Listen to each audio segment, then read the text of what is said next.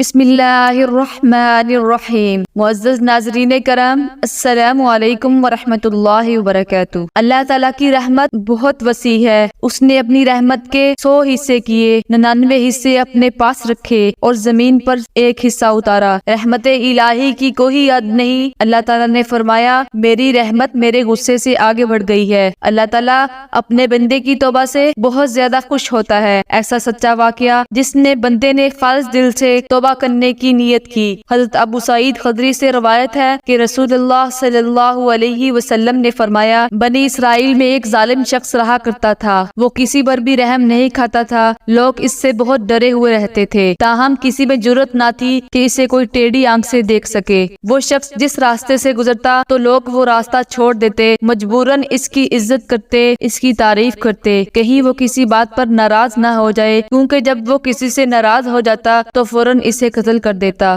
وہ شخص معمولی باتوں پر 20 نہیں 50 نہیں بلکہ 99 آدمی قتل کر چکا تھا، یہاں تک کہ اس کا دل مزید قتل اور برائیوں سے اکتا گیا۔ وہ کسی راہب کے پاس آیا اور پوچھا، میں نے 99 قتل کیے ہیں، اب اگر میں توبہ کرنا چاہوں تو کیا میری توبہ قبول ہو جائے گی؟ راہب نے بڑے افسردہ لہجے میں جواب دیا، قتل تو بہت بڑا جرم ہے، پھر انسانوں کے قاتل کو اللہ بھلا کیسے بخشے گا؟ اس نے اس راہب کو بھی قتل کر دیا۔ راہب کے قتل کے ساتھ ہی اس کی 100 کی تعداد بھی پوری ہو گئی، لیکن وہ قتل پر قتل کرنے سے اکتا گیا تھا۔ اب وہ ایک عالم کے پاس چلا گیا اور اس کو کہا، میں نے اب تک 100 آدمیوں کو قتل کیا ہے، اب اگر میں توبہ کروں تو کیا بخش دیا جاؤں گا؟ عالم نے اسے اللہ کے غفور اور رحیم ہونے کے متعلق آگاہ کیا اور بتایا، اگر سچے دل سے توبہ کرو گے تو اللہ تعالیٰ تمہیں معاف کر دے گا، لیکن شرط یہ ہے تمہیں اس بری صحبت کو چھوڑنا ہوگا، کسی دوسرے ملک جانا ہوگا۔ عالم نے کہا، تو فلاں ملک میں جا، وہاں کچھ لوگ ہیں جو اللہ کی عبادت کرتے ہیں، تو بھی جا کر ان کے ساتھ عبادت کر، اپنے ملک میں مت جا،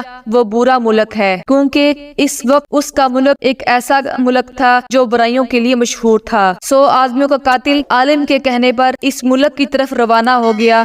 توبہ کی نیت لیے یہ شخص ابھی آدھی دور تک ہی پہنچا تھا، اسے موت نے آ لیا۔ پھر اس کی روح قبض کرنے کے لیے جنت کے فرشتوں اور دوزخ کے فرشتوں کے درمیان جھگڑا ہو گیا، جس میں رحمت کے فرشتے اس بات پر بضد تھے کہ اس شخص نے توبہ کی نیت کر لی تھی، اب توبہ کرنے کے لیے ہی نکلا تھا، اس ملک کی طرف چلا آ رہا تھا، راستے میں فوت ہو گیا۔ عذاب کے فرشتے کہہ رہے تھے، یہ 100 آدمیوں کا قاتل ہے اور ابھی اس نے توبہ نہیں کی تھی، لہذا اس کی روح کو ہم اپنے ساتھ لے جائیں گے۔ جھگڑے نے طول پکڑا تو ایک فرشتہ آدمی کی صورت بن کر آیا۔ انہوں نے جھگڑے کا فیصلہ کرنے کے لیے اس کو مقرر کیا۔ اس نے کہا، دونوں ملکوں تک کا فاصلہ ناپو، جس ملک کے قریب ہوگا وہ وہی کا ہے۔ اگر یہ اس ملک کے زیادہ قریب تھا جو نیکیوں والا ہے تو یہ جنت کے فرشتوں کے ساتھ جائے گا، اگر یہ برائی والے ملک کے قریب ہے تو یہ دوزخ کے فرشتوں کے ساتھ جائے گا۔ جب فرشتوں نے فاصلہ ناپا تو وہ شخص نیکیوں والے ملک کے قریب تھا۔ اس شخص کی دعا قبول ہوئی تھی، چنانچہ اس کی روح کو رحمت والے فرشتے ساتھ لے گئے۔ ابو ہریرہ رضی اللہ عنہ سے روایت ہے،